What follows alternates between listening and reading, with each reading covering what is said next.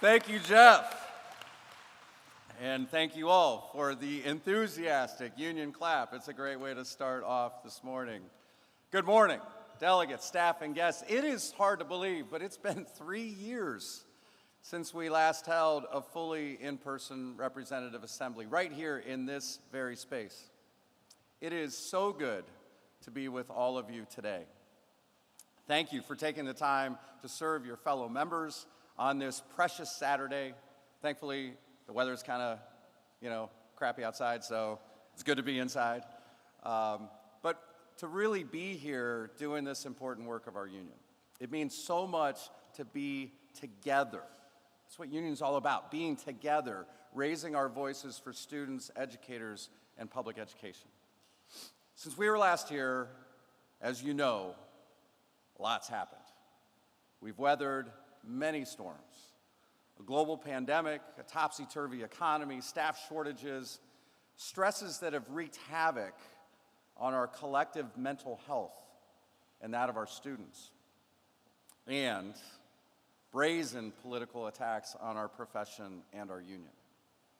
In our visits to your locals, in your districts, and UniServe Council meetings, Jeff, Mark, and I have heard your stories about student behavior challenges, continued top-down mandates with inadequate administrative support. In fact, hearing stories last night about not just lack of support, but in many ways experiencing leadership, so-called leadership, that's working against us sometimes, it feels like.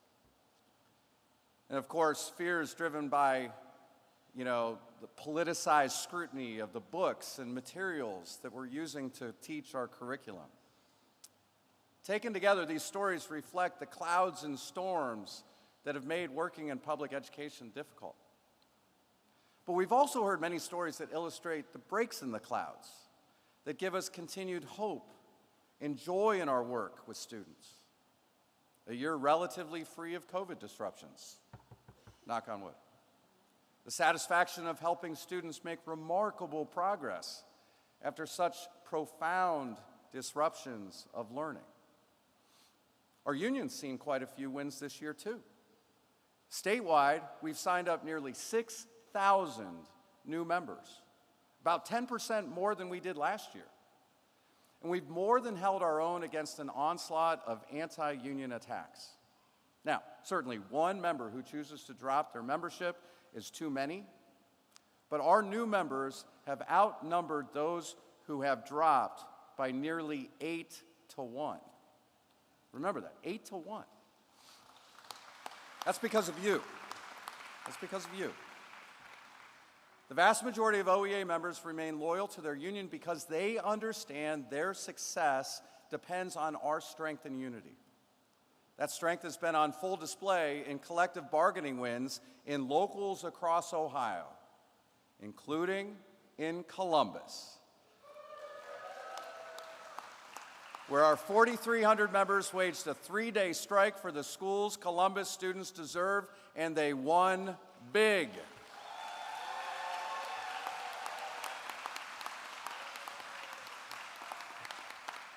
Your strength was also on display in locals like Niles and Garfield Heights, which went to the brink but settled after tapping into community support and solidarity among membership to win fair contracts. We all know that members' working conditions are our students' learning conditions. So contrary to what our opponents, like the fake Freedom Foundation, choose to believe, the reality is that the solidarity of our members is strong, and our strength is fueled by incredibly high levels of parental support. This past summer, the Children's Defense Fund of Ohio conducted a comprehensive statewide study of parental attitudes and found that over 90% of Ohio's parents trust their children's teachers to teach age-appropriate content and serve as good role models for their kids. They also overwhelmingly support our long-held principle that social and emotional learning supports are essential foundations for student academic learning. Don't tell the anti-union folks, but parents are on our side. Yeah, we've successfully navigated stormy seas to this point, But we do need to be wary of some even bigger storm clouds on the horizon. Jeff talked about some important election wins that we had last month, including flipping those 3 seats to pro-public education candidates on the State Board of Election and winning those competitive congressional races. But we know the statewide results didn't go in our favor. And with both the Senate President and potential incoming House Speaker being ardent supporters of school vouchers, we're going to have to fight like hell and tap into our relationships with public education advocates on both sides of the aisle to protect public education and educator rights. And as people in power continue to rig the rules to expand their power, we can never lose sight of our goal of fully and fairly funded public schools to ensure all students, regardless of income, family background, or zip code, can achieve their dreams. There may be no more existential threat to our union and the future of our state than the growing educator shortage crisis. There were 17,000 fewer people employed in Ohio's pre-K-12 public schools going into this school year than there were at the beginning of 2019-20 before the pandemic hit. 17,000. We're constantly hearing your stories about the effects of those staff shortages. So few substitutes that our members are having to regularly give up their planning time and or double up on class size. Bus driver shortages that are causing some districts to resort to remote learning. Shortages of paraprofessionals that leave our most vulnerable students' needs unmet. The educator shortage is very real for both teachers and education support professionals, and its impact is affecting morale, working and learning conditions, and families everywhere. Enrollment in Ohio's teacher preparation programs has dropped in half over the past decade. 55% of members in a national survey have said they're thinking seriously about leaving the profession early, and we all know people who have. And this is what gets me the most right here in my heart. 62.5% of educators surveyed in a recent poll said they discourage their own children from going into teaching. Resignations are up. At the same time, fewer aspiring educators are entering our profession. And making matters worse, the impact of the shortage is disproportionately affecting our members and students of color. We are indeed at a crisis point. And that's why last year, with NEA support, we convened a diverse team of members from across the state to serve on a special Educator Voice Academy cadre focused on issues of teacher recruitment and retention. That team worked diligently for months to craft a series of policy and organizing recommendations to reverse those trends and ensure there are caring, qualified, committed educators in every classroom and worksite in Ohio. I'll briefly summarize those recommendations, which you'll be given the opportunity to take action on later today. First, with starting pay for educators averaging 25% less than for comparably educated individuals going into other professions, it's critical that we close the pay gap by increasing minimum teacher salaries to at least $50,000 in every school district in the state of Ohio.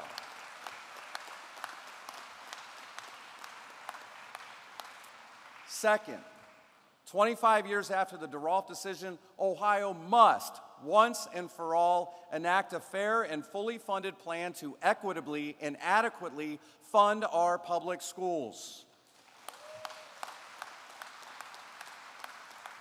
That will be our demand in the next budget, and if the legislature refuses to fulfill its constitutional responsibility, we must be ready to take this fight directly to the voters.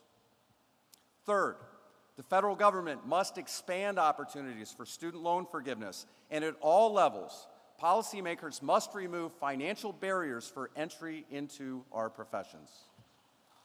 Fourth, we must strengthen retirement security by ensuring STRS is fully funded and demanding repeal of the government pension offset and windfall elimination provision, which penalize public employees who have earned their Social Security benefits.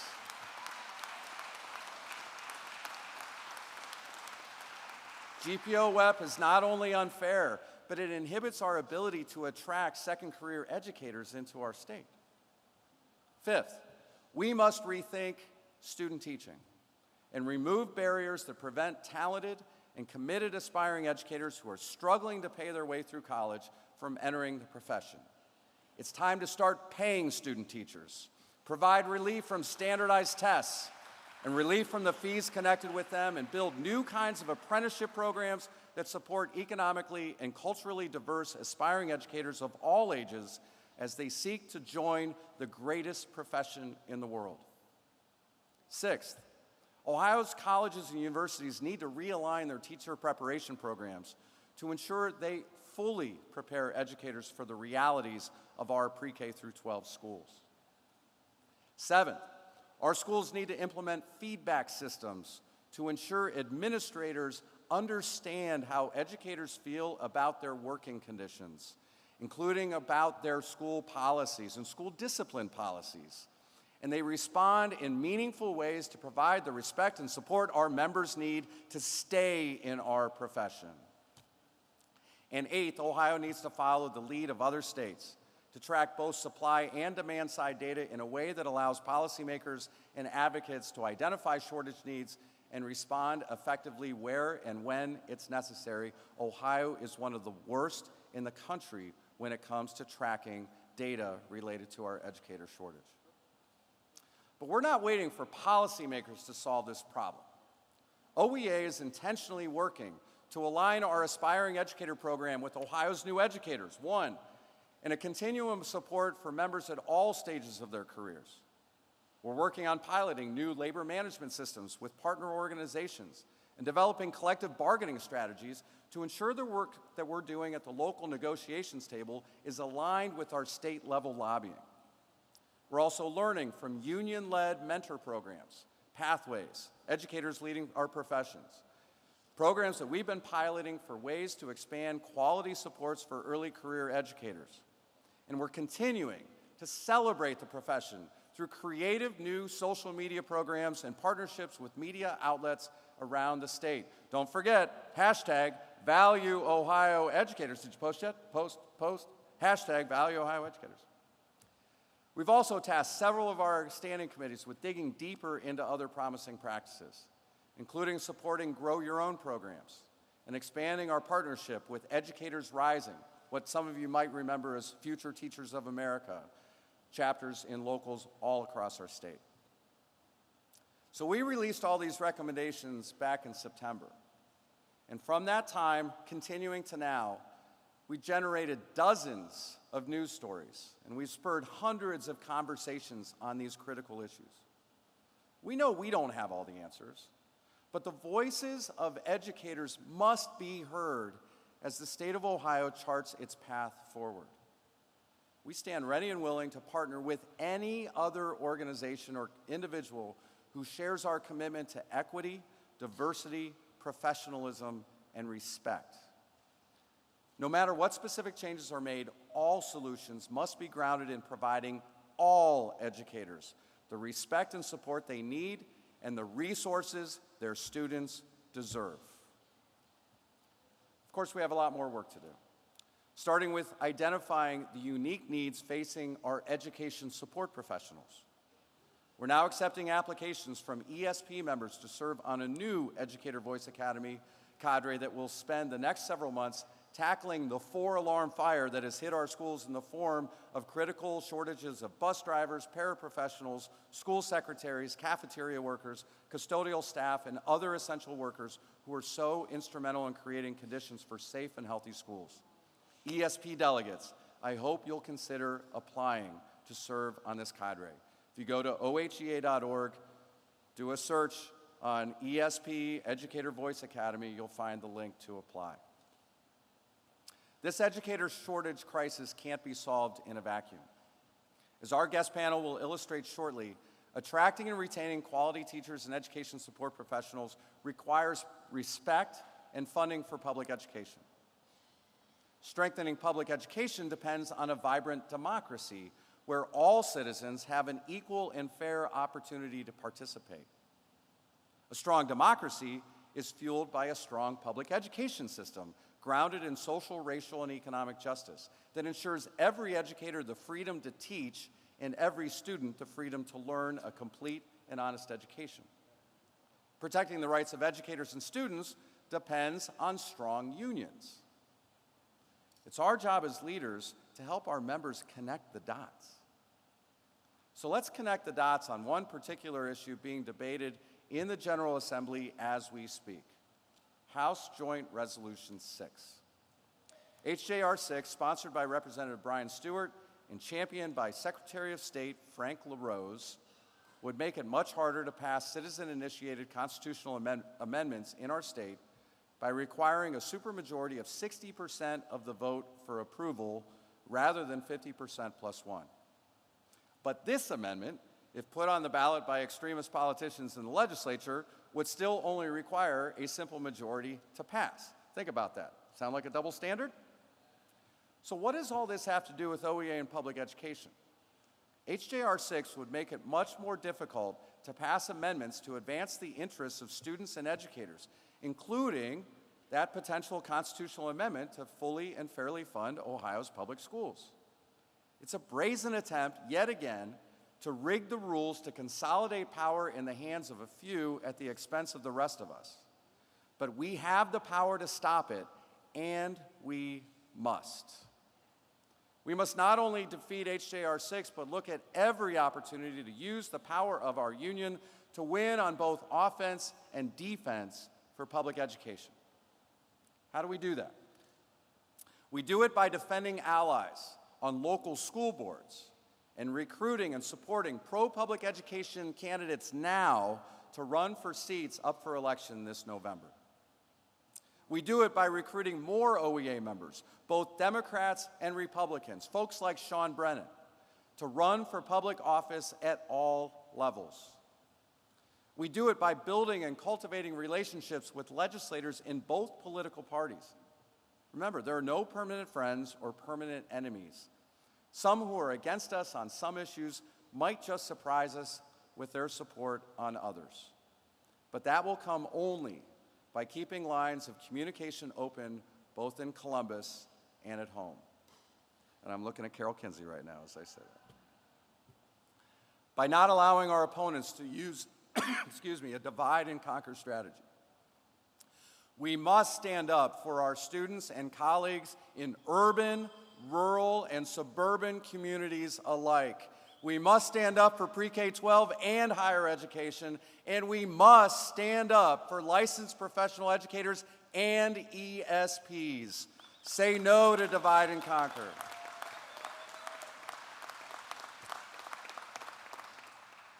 By never losing sight of our mission to lead the way for students in public education and fighting for our core values as a union, democracy, collective action, fairness, inclusion, integrity, and professionalism, that's how we're going to do it. As I said earlier, the results of the November election have the potential to put us in one of the most hostile political environments we've been in since 2010, when John Kasich was elected and gave us Senate Bill 5.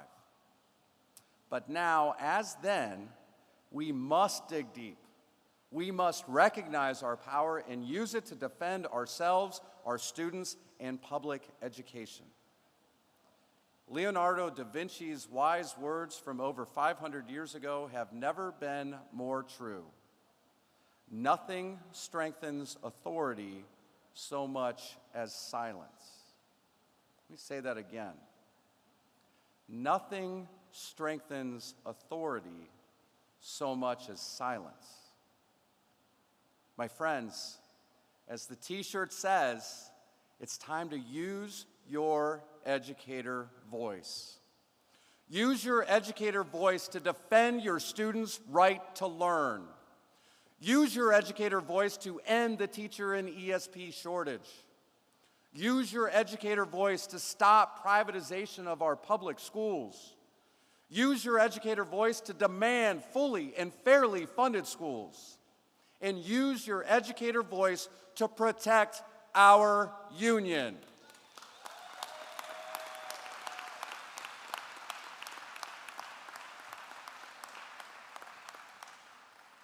175 years ago this month, on December 30th, 1847, 6 educators met at the Summit County Courthouse to organize the first convention of the Ohio State Teachers Association. The organizers hoped to elevate the profession of teaching and to promote the interests of schools in Ohio. In 1853, the General Assembly enacted the new association's entire slate of proposals into law, thus ensuring free, universal public education in Ohio. Those 6 educators dreamed big, and it's hard to imagine a more profound legacy than the one they left for us 175 years ago. OEA, it's time for us to dream big. It's time for us to leave our legacy for future generations of educators and students. My friends, the seas may be stormy, but in solidarity with one another, with nothing less than the future of 1.7 million students as our cause, and with the support of parents and partners who believe in us, sustaining us in our efforts, we will prevail. We will prevail.